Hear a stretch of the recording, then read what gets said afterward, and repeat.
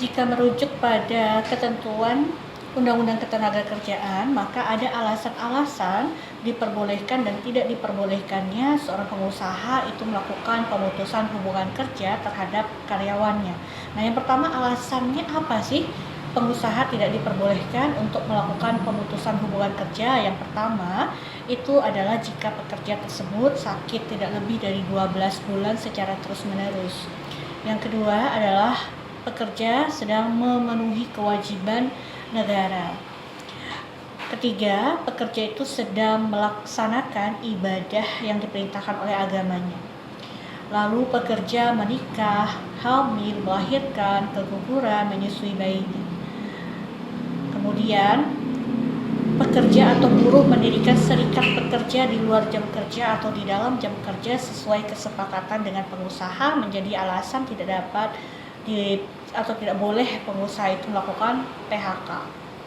Lalu kemudian tidak diperbolehkan juga pengusaha itu melakukan PHK dikarenakan adanya perbedaan ras, suku, golongan, aliran politik, warna kulit, jenis kelamin atau kondisi fisik atau status perkawinan. Nah, ini semua diatur di pasal 153 Undang-Undang Ketenagakerjaan.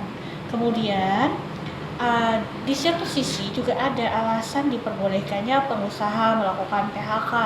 Nah, ini diatur di pasal 159 sampai 169.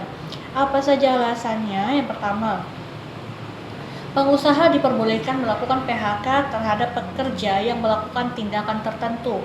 Tindakan tertentu yang dimaksud itu apa gitu ya? Jika pekerja itu melakukan tindakan-tindakan melawan hukum seperti melakukan penipuan, pencucian, penggelapan barang atau uang milik perusahaan, memberikan keterangan palsu atau keterangan yang dipalsukan sehingga itu menimbulkan kerugian bagi perusahaan. Lalu kemudian melakukan perbuatan asusila di tempat kerja, menyerang, menganiaya, mengancam, mengintimidasi teman sekerja, dan lain-lain. Lalu kemudian alasan lainnya adalah pekerja melakukan pelanggaran terhadap perjanjian kerja ataupun peraturan perusahaan atau perjanjian kerja bersama.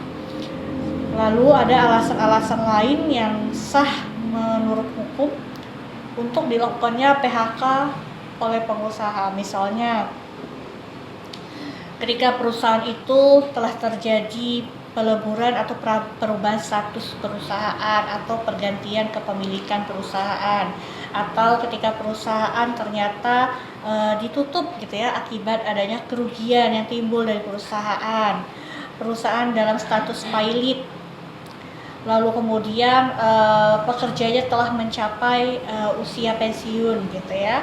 Nah, itu diperbolehkan untuk pengusaha melakukan PHK terhadap pekerjanya.